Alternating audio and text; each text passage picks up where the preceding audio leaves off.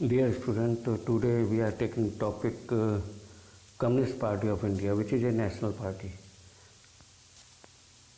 It is formed in 1925, believe in Marxism and Leninism, secularism and democracy. ये party जो है 1925 में form हुई थी. This party believe in Marxism, Leninism, secularism and democracy. ये party जो है मार्क्स और लेनिन की विचारधारा को मानती है और this party believe in the secularism and democracy. It oppose the forces of successism and communalism. और ये पार्टी जो है जो वंशवाद को और कम्युनलिज्म्स को ताकतों को जो है उसका अपोज करती है. This party accept parliamentary democracy as a means of the promoting the interest of the working class, farmer and the poor. और ये पार्टी जो है this party accept the parliamentary democracy as a means of the promoting the interest of the working class, farmer and the poor. और ये party जो है parliamentary democracy को accept करती है और it believes that this is the means of promoting the interest of the working class, farmer and the poor. और वो ये मानती है कि ये पार्लियामेंट्री सिस्टम जो है ये पुअर, वर्किंग क्लास, फार्मर्स के इंटरेस्ट को प्रमोट करता है, उनके हितों को बढ़ावा देने का साधन है पार्लियामेंट्री डेमोक्रेसी.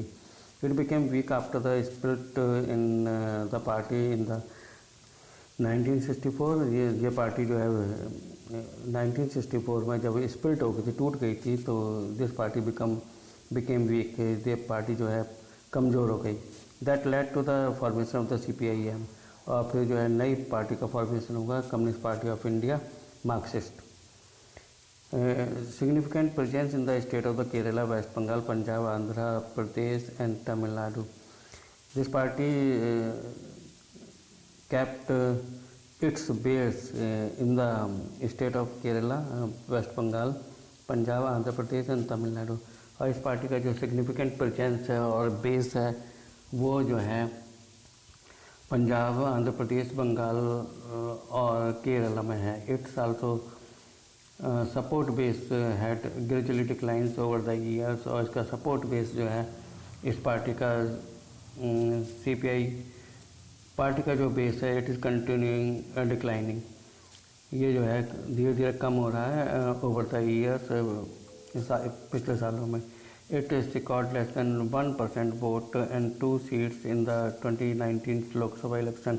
और इस पार्टी ने 1% वोट सिक्योर्ड किए थे और 2 सीट 2019 लोकसभा इलेक्शंस में रिसीव की थी. It advocates the coming together of all left party to build a strong left front.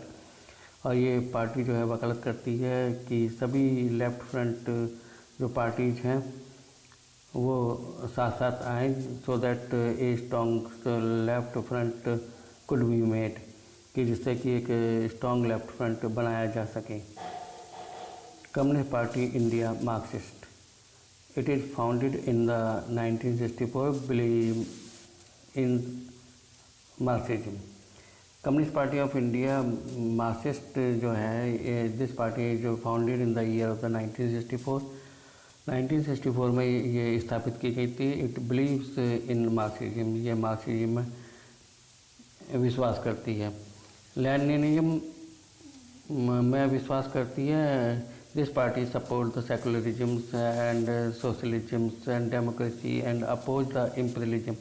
इस पार्टी जो है समाजवाद, धर्मनिरपेक्षता, लोकतंत्र और इम्पीरियलिज्म का विरोध करती है, यानी कि साम्राज्यवाद का, कम्युनलिज्म्स का विरोध करती है, सांप्रदायिकता का विरोध करती है. दिस पार्टी इम्पीरियलिज्म्स और कम्युनलिज्म का विरोध करती है और समाजवाद, सेकुलरिज्म और लोकतंत्र को सपोर्ट करती है. This party accepts the democratic election as a useful and helpful means for securing the objective of the socio-economic justice in India.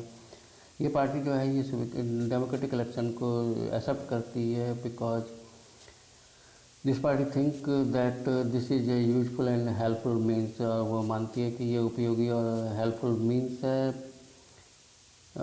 Socio economic justice के उद्देश्य को स्वीकार करने के लिए भारत में ये हेल्पफुल और यूजफुल मीन्स है.